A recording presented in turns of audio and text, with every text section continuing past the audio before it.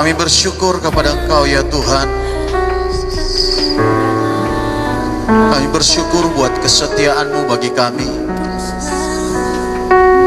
Bersyukur buat kebaikan-Mu bagi kami ya Tuhan.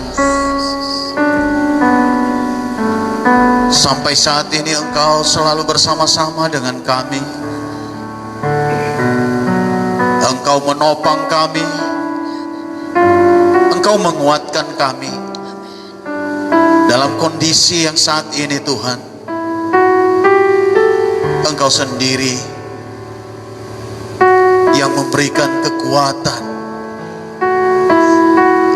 dalam setiap kehidupan kami dan menuntun kami untuk boleh terus berjalan dalam kebenaran-kebenaran-Mu,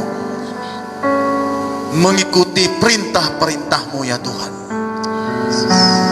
Terima kasih Tuhan. Terima kasih ya Roh Kudus. Sebentar Tuhan, kami mau belajar akan kebenaran firman-Mu. Kami mau dengar-dengar akan sabda-Mu. Urapi kami semuanya. Tutup bungkus kami dengan darah-Mu yang kudus. Dan malaikat Tuhan yang berjaga-jaga atas kami. Tuhan Yesus, kami membuka setiap hati kami saat ini. Dan pikiran kami menerima akan kebenaran firman-Mu. Karena kami percaya firman-Mu lah yang akan mengubahkan kami. Firman-Mu lah yang akan menolong kami. Firman-Mu lah yang memberikan kami hidup. Hidup yang kekal sekarang sampai selama-lamanya. Berikanlah hamba-Mu hikmat dan pewahyuan yang baru. Di dalam nama Yesus Tuhan, pakailah hamba-Mu untuk menyampaikan kebenaran firman-Mu. Dalam nama Yesus Tuhan, kami siap mendengarkan kebenaran firman Tuhan. Yang percaya semua katakan amin. Salam. Berikan kemuliaan bagi nama Tuhan kita Yesus Kristus dengan tepuk tangan yang meriah. Haleluya. Bapak, Ibu, saudara-saudari yang kekasih di dalam Yesus Kristus, sampai saat ini kita tetap bersyukur kepada Tuhan karena Tuhan terus menyertai kita, melindungi kita, terlebih-lebih dalam keadaan yang saat ini di mana wabah virus COVID-19 ini untuk sampai saat ini masih belum sempurna untuk berhenti, tapi kita terus percaya bahwa wabah ini akan berlalu dengan segeranya. Amin. Bapak Ibu yang kasih dalam Kristus dan saudara-saudari yang ada di rumah juga, yang sedang beribadah bersama dengan keluarga, bahkan buat saudara-saudara semua yang telah menyaksikan dan sedang menyaksikan siaran live streaming ini atau siaran langsung ini, biarlah lewat ibadah ini kita boleh mendapatkan hal yang baru, mendapatkan kekuatan, dan iman kita semakin diteguhkan di dalam Yesus Kristus. Kita belajar di dalam Mazmur pasal yang ke-100 ayat 2 sampai 5.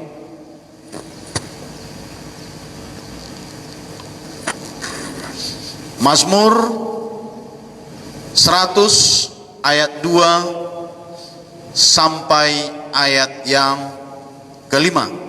Jemaat Tuhan yang ada di rumah, mari sama-sama kita buka Alkitab kita di Mazmur 100 ayat 2 sampai ayat yang ke-5.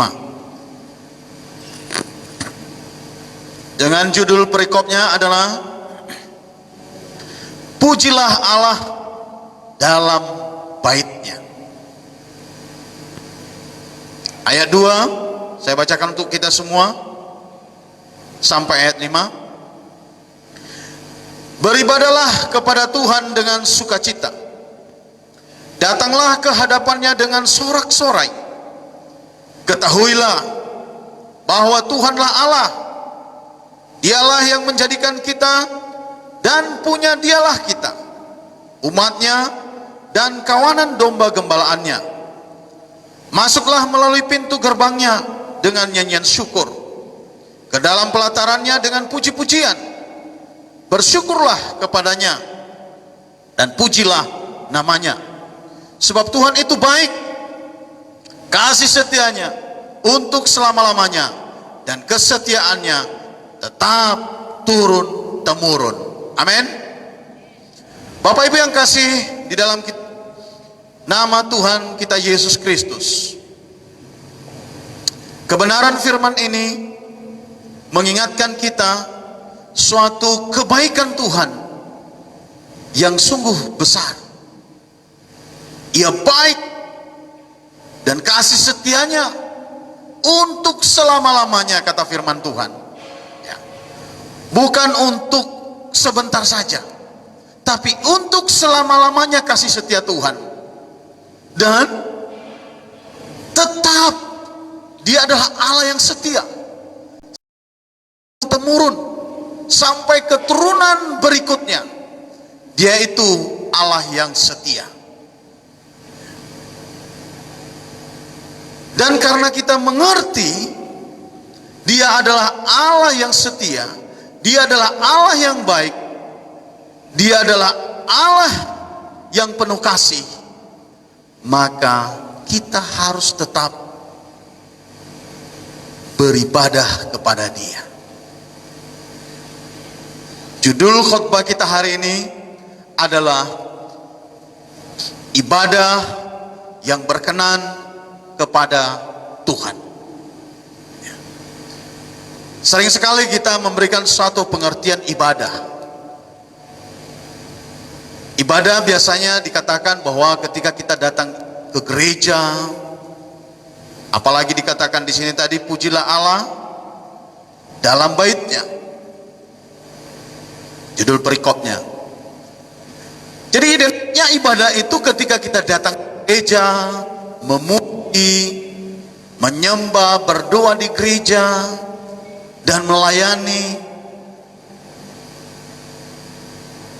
Dan mungkin juga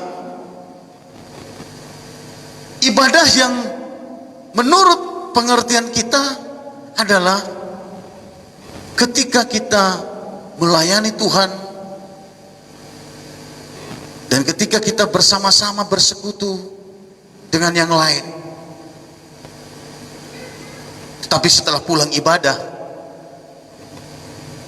setelah pulang dari gereja, setelah pulang dari persekutuan doa, kita melakukan hal yang jahat di hadapan Tuhan. Apakah ini ibadah? Ibadah tapi tidak berkenan di hadapan Tuhan. Kenapa? Karena tidak sesuai dengan perilaku kita sehari-hari. Jadi ibadah adalah kehidupan. Ibadah itu adalah kehidupan. Hidup kita ini. Seluruh kehidupan kita dalam kehidupan keseharian kita dengan tidak menyimpang dari kebenaran atau perkataan firman Tuhan. Itulah ibadah yang sesungguhnya, yang berkenan di hadapan Tuhan. Artinya kita sama ketika kita ada dalam gereja, gedung gereja, memuji Tuhan, kita sama seperti di dalam gereja dengan di luar gereja. Kalau kita berkata di dalam gereja, beribadah di dalam gereja, kita katakan kasihilah sesamamu. Bahkan sering sekali kita anak-anak Tuhan mengandalkan firman Tuhan yang mengatakan kasihilah musuhmu. Itulah keunggulan anak-anak Tuhan. Itulah keunggulan orang percaya pengikut Kristus.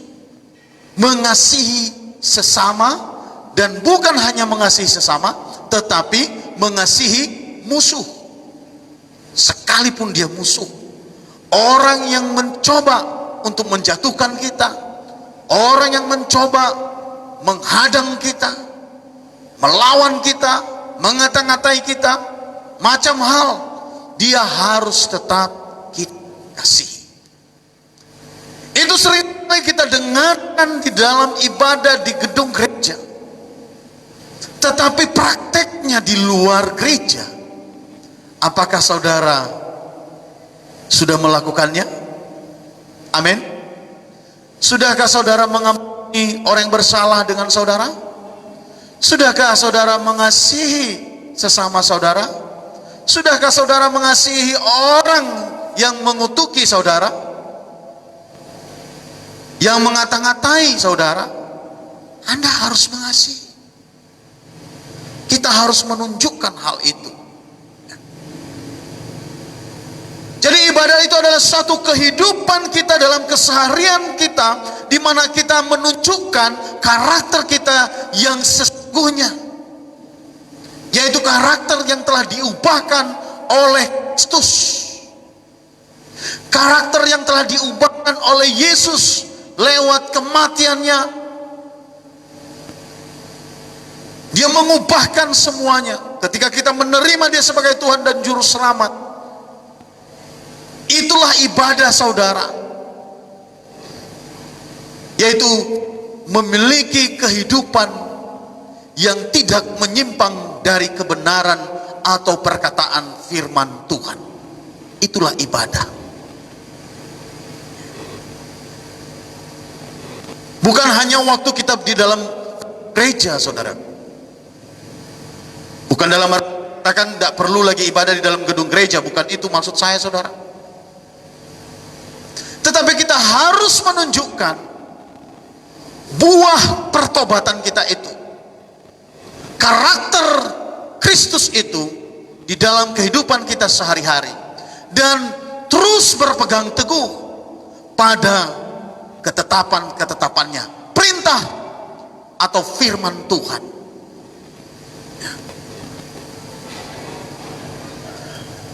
Mengabdikan hidup untuk menuruti perintah Tuhan. Ini yang Tuhan suka. Ini yang Tuhan senang. Yohanes 15 ayat 10. Yohanes 15 ayat 10 mengatakan, jika kamu menuruti perintahku, kamu akan tinggal dalam kasihku, seperti aku menuruti perintah Bapakku dan tinggal di dalam kasihnya.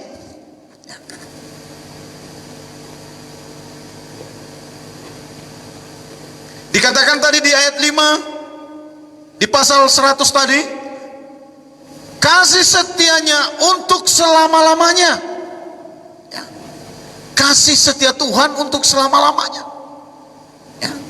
Dan kalau kita terus menikmati, kalau kita terus mau menikmati kasih Tuhan yang terus menerus dalam hidup kita, maka kita harus mengikuti perintah-perintah Tuhan. Amin. Kalau engkau mau terus menerima berkat-berkat Tuhan, maka engkau harus menuruti perintah-perintah Tuhan. Yohanes 15 ayat 10 ini mengatakan, jika kamu menuruti perintahku, kamu akan tinggal di dalam kasihku. Amin. Jika kita menuruti perintah Tuhan, kita tetap tinggal di dalam kasih Tuhan. Kita ada di dalam kasihnya. Kita ada di dalam naungannya. Walaupun wabah penyakit apapun, kalau kita ada dalam naungan Kristus, kita akan terlindung. Walau penderitaan seperti apapun yang sedang kita hadapi, kekurangan seperti apapun yang sedang kita hadapi, kalau kita ada di dalam naungan sayap Kristus, maka kita terlindung, kita tertolong, kita diberkati, kita dicukupkan, kita akan mendapatkan kelimpahan dari Tuhan. Katakan amin. Itulah ibadah, saudaraku. Mengikuti perintah-perintah Tuhan, mengikuti aturan Tuhan, tidak menyimpang dari apa yang kita katakan, tidak menyimpang, harus sesuai. Kalau engkau katakan saat ini, aku mengasihi Tuhan, seperti apa engkau mengasihi Tuhan? Kalau engkau mengatakan saat ini, aku mau mengabdi kepada Tuhan, seperti apa kau mengabdi kepada Tuhan? Kalau engkau katakan hari ini, aku mencintai Tuhan Yesus, seperti apa engkau mencintai Tuhan Yesus? Yaitu ketika engkau menuruti perintah-perintahnya. Amin. Katakan kepada kiri kanan saudara, mari kita mengikuti perintah-perintah Tuhan. Ya. Perintah Tuhan harus ikuti, saudara. Ya. Itulah ibadah. Ibadah, saudara. Kehidupan yang terus menerus, ya, dalam kehidupan kita sehari-hari tidak menyimpang dari firman Tuhan, dari perintah Tuhan. Itu ibadah. Ya. Kalau engkau rajin ke gereja, memuji, menyembah, berdoa, belajar firman, itu baik. Tapi kalau hal yang engkau lakukan dalam gedung gereja tidak engkau lakukan di luar sana, maka itu adalah bukan ibadah. Itu bukan ibadah yang berkenan kepada Tuhan. Mungkin menurut saudara, saya beribadah, tadi saya udah ibadah kok. Tapi sudahkah sikapmu itu menunjukkan ibadah yang berkenan kepada Tuhan?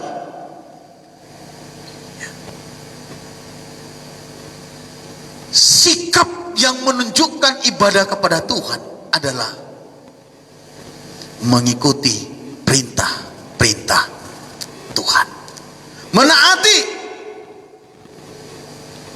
melakukan perintah-perintah Tuhan. Itulah ibadah yang di hadapan Tuhan.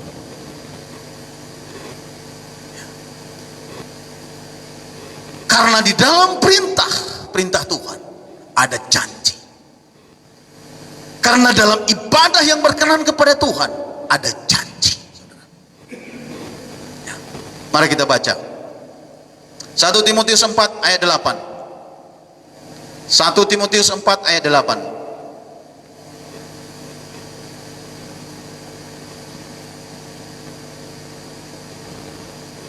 1 Timotius pasal 4 ayat 8. Cuma Tuhan yang ada di rumah, Alkitab saudara buka. 1 Timotius pasal 4 ayat 8. Kita baca bersama-sama.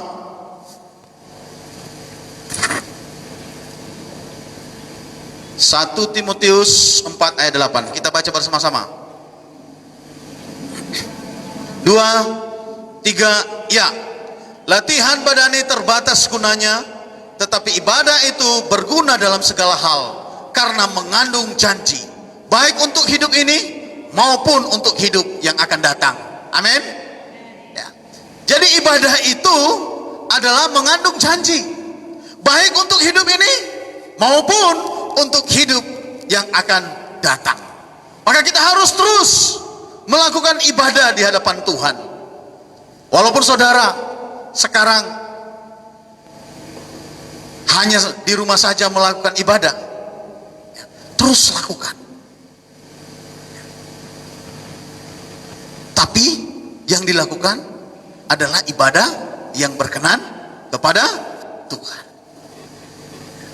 Ibadah yang berkenan kepada Tuhan adalah seluruh kehidupan, dalam kehidupan keseharian kita, dengan tidak menyimpang dari kebenaran dan perkataan firman Tuhan, ya, yaitu mengabdikan seluruh hidup untuk menuruti perintah Tuhan, melakukan apa yang benar di hadapan Tuhan, melakukan apa yang diinginkan Tuhan, ya.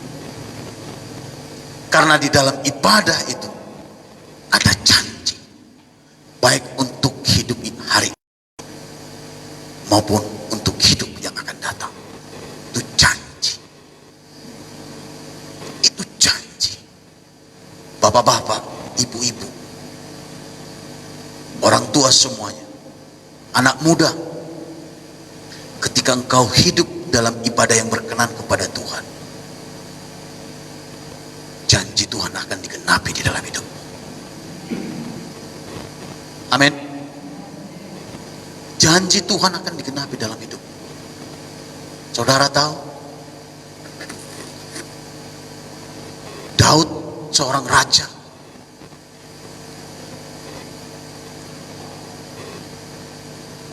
tata kerajaannya tidak goyah, saudara.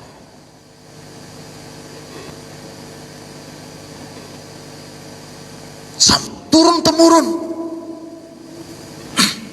Kenapa? Karena hidup Daud berkenan di hadapan Tuhan. Dia memberikan ibadah yang berkenan di hadapan Tuhan. Dan untuk itulah Tuhan berjanji atas Daud bahwa aku tidak akan menggoyahkan. Tata kerajaanmu tidak akan goyah. Maka Daud sampai seumur hidupnya, walaupun banyak yang menjadi musuhnya, bahkan dia sendiri mencoba menjatuhkan dia, tapi tata kerajaannya tidak goyah. Dia tetap menjadi raja sampai kepada Salomo.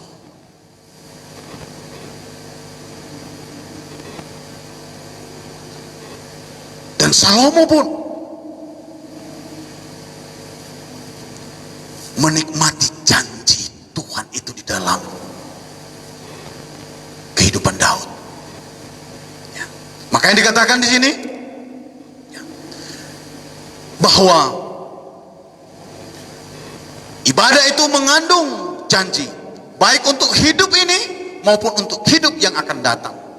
Baik untuk hidup waktu hidup Daud maupun ketika anak-anaknya hidup Raja Salomo.